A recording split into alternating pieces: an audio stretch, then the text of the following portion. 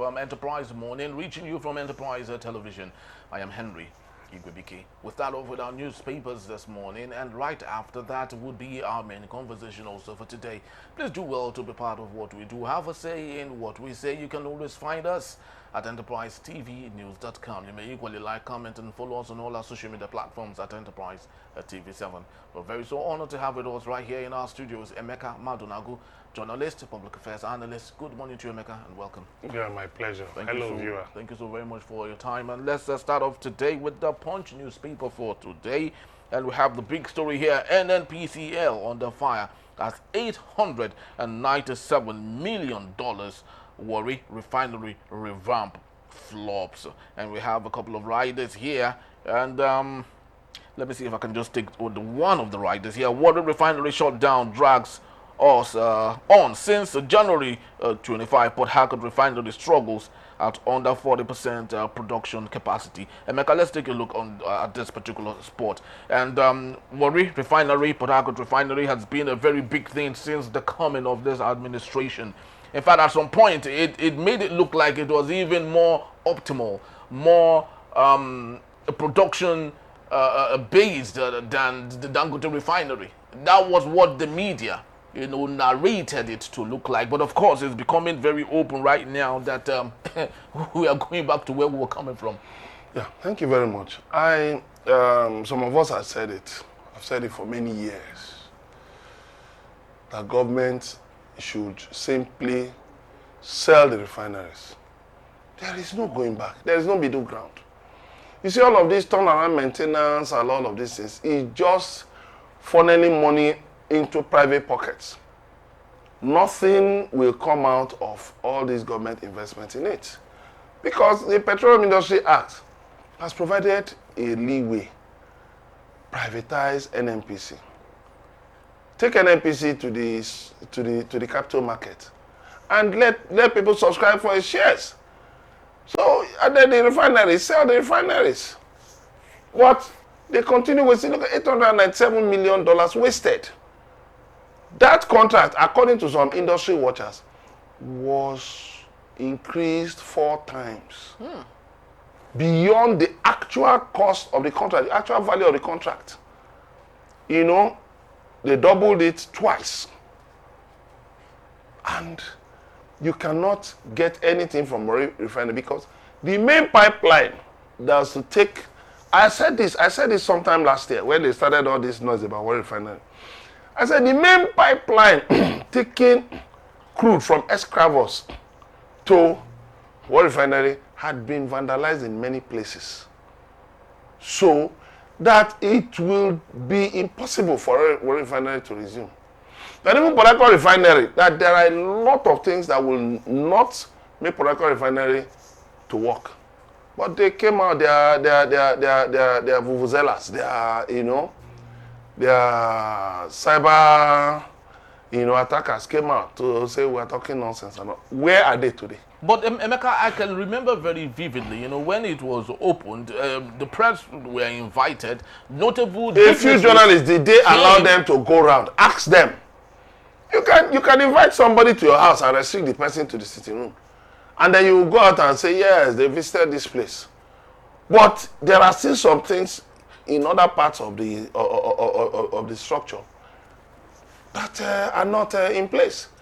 And that is what is happening. Those journalists, did they tell you they visited the catalytic converter unit, CCU? Did they tell you that the CCU in Warri Refinery is working? Did they tell you that a lot of other things are in place? Are the roads, access roads to Warri Refinery, are the access roads in good shape? So, at the end of the day, you see, let me tell you, the 4 refineries we have, 2 in Port Harcourt, 1 in Warri, 1 in Kaduna, they are brownfields. And when you have brownfields, this means they are old refineries, as opposed to greenfields, which are new refineries built from ground up. They are brownfields. And so spending more money on them will just amount to a waste. What you need to do is possibly to decommission them and sell their licenses to people who will just buy them for whatever value. If you want to buy the refinery, buy them. As a matter of fact, I think a former head, head of the Nigerian Privatization Agency once said on a TV program that, look, he had advised them to just take the 4 refineries and offer them as a fireside sale. Buy 1, get 3 free. And save Nigeria from this stress of refineries, no refinery. Because let me tell you something. What is our production? What is our consumption today? Dangote refineries can take care of Nigeria's consumption and still sell to the whole of the world at 650,000 barrels per day. Let me tell you, Dangote refinery is even what some refineries abroad are depending on. Dangote refinery in February supplied jet aviation fuel to the United States and brought down the price. That was Dangote refinery. Dangote refinery has been supplying LPG, supplying other things, So what is the point trying to compete with Dangote refinery? The 4 refineries, state-owned refineries, have a combined capacity of 445,000 barrels per day. Dangote has a combined capacity of 650,000 barrels per day. So what it means is that the money you spend, the logistics you spend on getting a product from Port Harcourt, from Kaduna, from Warri, you will just spend maybe 1/4 or 1/3 of that getting products from Dangote refinery because it's a single source. But I just sincerely hope that Nigerians will not come for the federal government when they do, privatize. The same federal government that has run away from the national grid. You see, we should understand things. The Tinubu administration is just showing you that it is just in power for the sake of holding power. As for governance is gone till 2027. I'm just telling you. Yes, it's gone. That is why they have decided to go for this solar. 10 billion naira solar grid. That is why they've decided to go for it. And you see in other areas too, that they're actually moving away, shying away from taking responsibility. I'll tell you very soon. You'll be surprised that the government will just wake up and push for state police, establishment of state police, so that it can stop funding the police. Because by the way, to what extent has the federal government been funding the police? Do you know it's the state governors who provide the police, Nigeria police, Nigeria NNPCL, partly Nigerian army, the armed forces. It's governors that provide those vehicles. You see them riding all over. It's governors. Governors provide money for fueling. But the salaries actually is done by the FG, which of course is still pulls. After collecting salaries, are they going to enter Danfo to go and chase after criminals? But that's what you see. If you go to a police station now and report a matter, or you call the police, they'll ask you to bring a car or Okada to come and carry them, or charter a commercial bus to come and carry them. The systemic rot is in every sector of the economy. They will tell you, oh, it has been there for years. Yes, we agree. But you see, the world has advanced to the extent that a lot of things have become much cheaper as a result of technology. Look at Aso Rock telling you, I mean, look at the federal government shamelessly telling us that the Aso Rock, that the yearly electricity bill of Aso Rock is 47 billion naira. Whereas that of the White House, the French Chamber, like say Palace, and the 10 Downing Street is just a fraction of that. So when we talk about cutting the cost of governance, these are the things we talk about. These are the things we talk about. What do you need 47 billion naira annually to power just a set of offices? Aso Rock is not a factory now. It's not, they are not blasting rocks there now. Aso Rock is not a Apapa port now, where you need power. So Aso Rock is not a Murtala Mohammed airport now, where you need power 24/7. Aso Rock is not maybe Ajaokuta steel. Ajaokuta steel is even dead. But look at the I think the light bill one time was not 5 billion naira. All of these things are the things when we talk about cost of governance. some fellow Nigerians don't understand what we are talking about. They will tell you hate government. What is my problem with the characters? I'm not interested. What I'm interested in is that this nation must not fail. The poverty you see is avoidable. You are talking of the refineries. Look, you have 20 refinery licenses now. NNPC is holding 4. Let me call them obsolete refinery licenses. There was a time some editors met with the top security chief in this country. I know what he said. He said those refineries are obsolete. That all the money that has been pumped into them is just a waste. That they're obsolete. That there's pressure on government to sell them for whatever they are worth. Didn't we sell NEPA? Didn't we sell NEPA? We sold NEPA. We broke NEPA into different units. Didn't we sell NITEL? Very true. Very true. Some people now try to bring NITEL back through the back door. What happened? Is it NNet or something, you know? MTEL. MTEL. Yeah. Didn't they fail? Where's MTEL today? They failed. So the thing is this. We can continue postponing the evil day. We will just keep fooling ourselves. Money that should go to providing social services, we will just be wasting it and funneling it into the pockets of a few individuals. So while we, of course, continue to hope that things gets well and gets better, let's take a look at other matters here on the bottom strip of the same newspaper, The Punch. Obidients tackles Sanwo-Olu over attack on Peter Obi. Emeka Mad Nago. It was a couple of days back after the Johns Hopkins University talk that Peter Obi attended. Sanwo-Olu, of course, came to lambaste him, how that he hadn't built any school for let me tell you, it's a disgrace. Yeah, really. It's a disgrace. Because he didn't fact check all of that. Governor of the state called Center of Excellence could say such nonsense. He tells you that some of these people, their education is a waste. There are people on the streets who can do better than many of these governors. They are empty. Empty, totally bereft of any knowledge. Totally empty. How can a governor say such nonsense? That Peter Obi didn't build a school? Has he been to Anambra State before?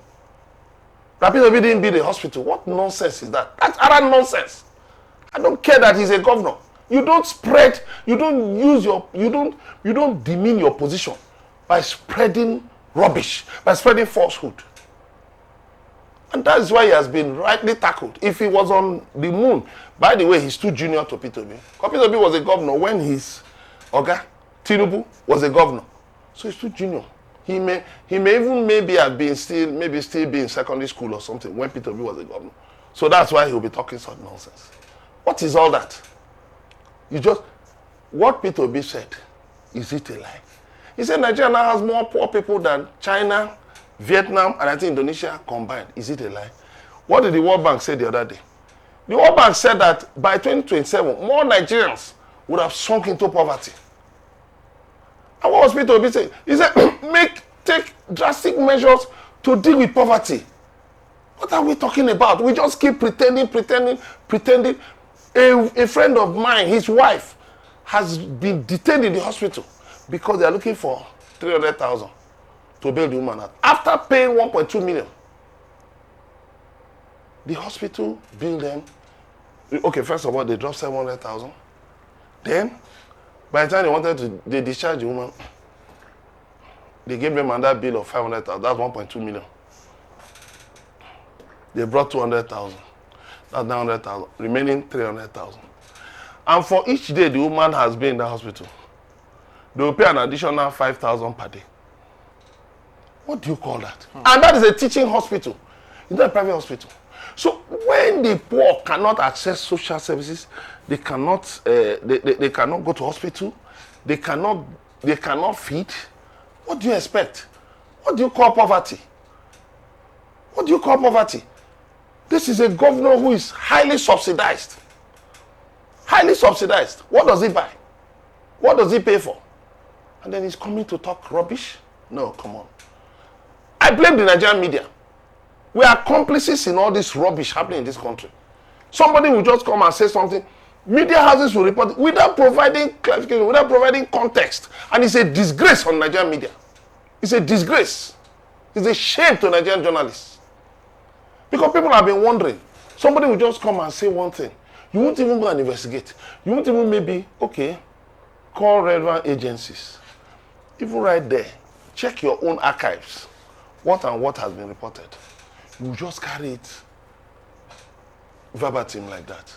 Well, I would love to believe that, fact check is actually there, to clarify some of those things. And for the new media that we have today, it's more about the click value than really providing context to. But where is it taking us? But I truly do believe. Where is it taking us? That what Governor Sanwo-Olu said actually is a misinformation and needs to be clarified. It's falsehood. He needs to apologize to Peter Obi for saying such a thing. Very true. And that's why for us here at Enterprise Television, we try as much as we can, to clarify some of these things that other legacy media stations might not have the time. Or no, it's not that they don't have the time. We would be oblivious. It is deliberate. It's deliberate misinformation. Deliberate misinformation. That is why you see even court cases today. How does the media report court cases? Yesterday, a judge of the Federal High Court, Justice Njideka Nwosu sentenced a man to Peter, what's his name? The husband of that singer. Actually, yes, just before you know the thing I want? Yes, I actually wanted us to take it on the Vanguard newspaper. Osinachi, I just want to bring that. Sentenced the husband to death. So I'd love you to. You know the interesting thing. On that. The interesting thing is that many media houses, including legacy media, so-called legacy media, they reported the name of the judge as Justice Nwosu. No first name. And that was supposed to be what exactly? Justice Njideka Nwosu. There is another judge, Justice of the Supreme Court, Justice Chioma Nwosu. That's different. Justice of the Supreme Court. But Justice Njideka Nwosu is of the FCT High Court. And if you go online, the list of the judges of the FCT High Court is there. The FCT High Court has a website. Just go there and check. But they were too lazy to just with just a few seconds, just cross-check. And you see many of them, Justice Nwosu. Justice Nwosu. What is that? Coming to that matter. Yes. You see, it's sad that despite efforts by governments and, non-governmental organizations and even individuals to deal with domestic violence, that the trend has continued. And you see, one way to make sure that we defeat this monster is by bringing perpetrators to justice, both men and women. Because there are women who beat their husbands. Yeah. So both men and women should be brought to justice. And this case was a heart-rending case where ample evidence was given about what the man had done to the wife over the years.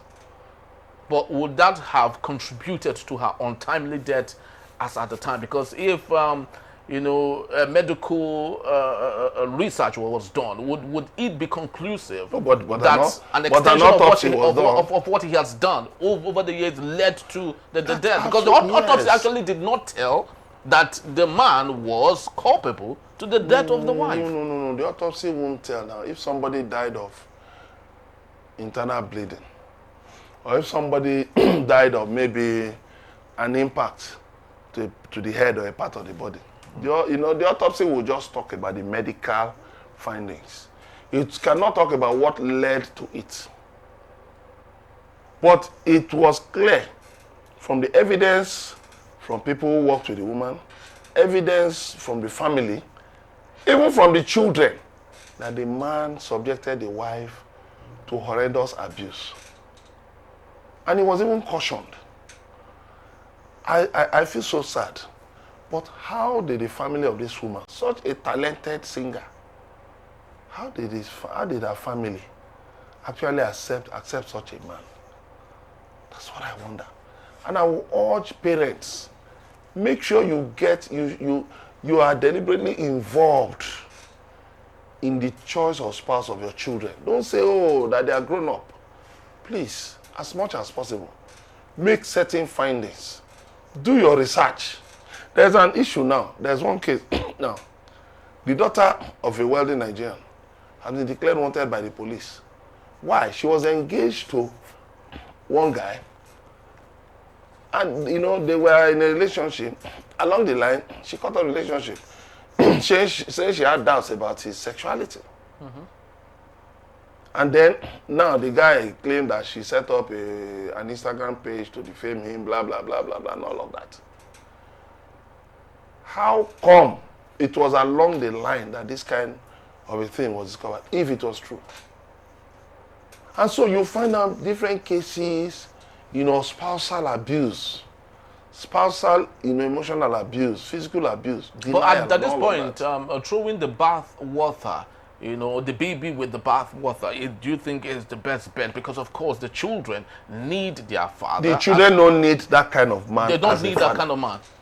They don't. In countries, in many countries across the world, it's the government that will take over the children, because the government has a responsibility for every citizen. That is why you can't take your life. I can't take my life. That is why if somebody tries suicide, that person will be put on trial in Nigeria and sent to jail. Because there are certain, even though you have rights, but there are certain rights that you don't have. You have a right to life, but you don't have a right to take your life or take the life of another person. You don't have that right. Only government has that right to take somebody's life, judicially, not extrajudicially. So, when you look at it, the man should have known what he was getting himself into. The children need that kind of father that the court has convicted him of killing their mother. No, they don't need such. Because the trauma, it is better those children are moved to a safe environment where they will be better catered for. Because all these things the man he was doing them in the presence of the children. So how do you leave such a man still with the children? I believe he will appeal. Yeah, maybe definitely. Get to the Supreme Court. Appeal, yeah. But of course, all the facts will be laid bare. All the facts will be laid bare. Because these children are just of tender ages. They may not even understand what has happened until they grow to become much older. But that is why we appeal to people that do not resort to violence in your marriages as much as possible. If you're having issues you cannot handle, seek counseling, seek therapy, but don't get to the point of violence. And then people are told, whether men or women, if you get to the point where your spouse subjects you to mental or emotional or physical abuse, you can ask for a separation. And this is also a note of warning to religious organizations, that we know that a member is being abused, and we now use scriptures to justify why the person should stay there. They should be very careful so that they don't become accessories after the fact. The reality is this: marriage is done between adults. It's about consent. And you must obtain the consent. That is why, for instance, you cannot take the photograph of your children and give to a company to use them for advertisement. There must be informed consent. I was telling a friend of mine this morning, he wanted to use his children's picture to, advertise a product for a company, where he works. And I told him, I said, that's against the law. Because those children have not got to the age of informed consent. So you cannot use their pictures for commercial purposes. Unless it is to the extent that the company is going to pay. And you have a written agreement, compensation agreement. So, the fact of the matter is that people should know that marriage is between adults. If it gets to a point whereby either party cannot cope with the marriage, you have a right to opt out. I'm against divorce. What you see, if it gets to a point where the center can no longer hold, it's better for them, separation. Should so that they can see whether within that time out, whether they can reevaluate the marriage, reevaluate themselves and all that. I have a friend. He had issues with the first wife, fighting and everything. Even landed at the police station. Eventually, he kicked out that one. Married another one that had a child. My brother. The man was running from fire. He now dived into what they say, from fry pan to fire, right? He was running away from the fry pan, from the frying pan, yes, and now dived full scale into fire. The day he narrated some of these things to me, I was looking at him. I said, but you made the choice now. Yeah. Don't you think you could have found a way around the issues you had in your first marriage? Well, the truth remains. I think it's very important that we clarify, some of these things for so many people who might not understand how the judiciary works, and for the fact that he has been sentenced to death by hanging, that does not necessarily mean that, of course, he will be hung, on the gallows. That's actually not how it works. Like Emeka had said, there could be an appeal. And even if it doesn't work, the truth remains, we still do not have hang men or hang man. No, some states, like Akwa Ibom. Yes. If you remember the guy who was accused of killing a job seeker. Yes. Oh, yeah. He has been hanged. Really? Yes, he has been hanged. He has been hanged. Because, by the way, it became a problem in the prison. Even one time they took him to court. He tried to run away. Yes, very even true. with handcuffs. So, I understand the guy has been hanged. Some states have. Okay. But, like, some states might commute it to life imprisonment. Some states. Yeah. Because even globally, there is the push against death sentence. So the Nigerian legal system is still looking at, whether to now, do away with the death sentence and steadily move to life imprisonment. Well, let's see how it goes, though. Just a couple of weeks back, someone in the United States actually asked that he be killed through a firing squad, and of course that was obliged to him. But finally, just before we go in 60 seconds, on the Daily Trust newspaper, Tinubu is isolated Baba Ahmed. He appeared on the national television and narrated how the EFCC was used as a tool to get him arrested. He spent about 21 days in Kuje prison, 6 days with the EFCC for something he knew not about. And he said categorically that he was so sad that Bola Ahmed Tinubu, who was part of Nadeco, who protested against the military authoritarianism, whom himself fled the country because he was being haunted, is now using EFCC and other security agencies to hound people. How will that be it then? That is it. That's what we see today. The hawks around Tinubu are the ones, enjoying a feast of power. But it will end one day. The other day, Jonathan said something about corruption. Yeah. EFCC immediately remembered that they will arraign Dasuki, his national security advisor, Governor Sanwo-Olu, that he will be arraigned again for corruption. Yusuf Baba Ahmed said something. They now a matter that had been dealt with, they now remembered and went and picked him. At the end of the day, they released him just after a waste of time. The EFCC today, for me, should be scrapped. Well, the very dark man is actually moving the movement. EFCC has outlived his youthfulness. The only thing EFCC can do now is to capture Yahoo boys. There are big cases dating back to 1999. Big cases. And let me tell you, if you recover even half of the money from all these criminals, all these politicians accused of corruption, if you recover half of the money, let me tell you, we will clear our debts. Quote me anywhere. Because all Jews Okalu is still there. Although he has been. Have you forgotten a former governor? Still part of former governor that had a case of 25 billion.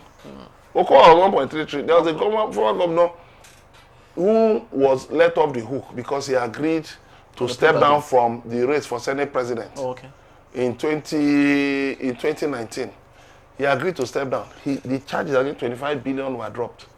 I can keep naming. I can name many. Look at Yaya Bello. Yeah. 80 billion. Name it. Look at the former accountant general. 100. 1, 2, 3, yes. Successively. 1. 190 something billion. The other one, how many billion? The other one, billions again.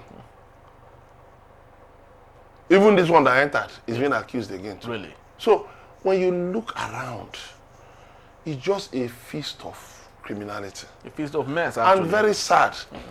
Now talking about Tinubu being isolated, of course that's really the unfortunate lot of many people in power.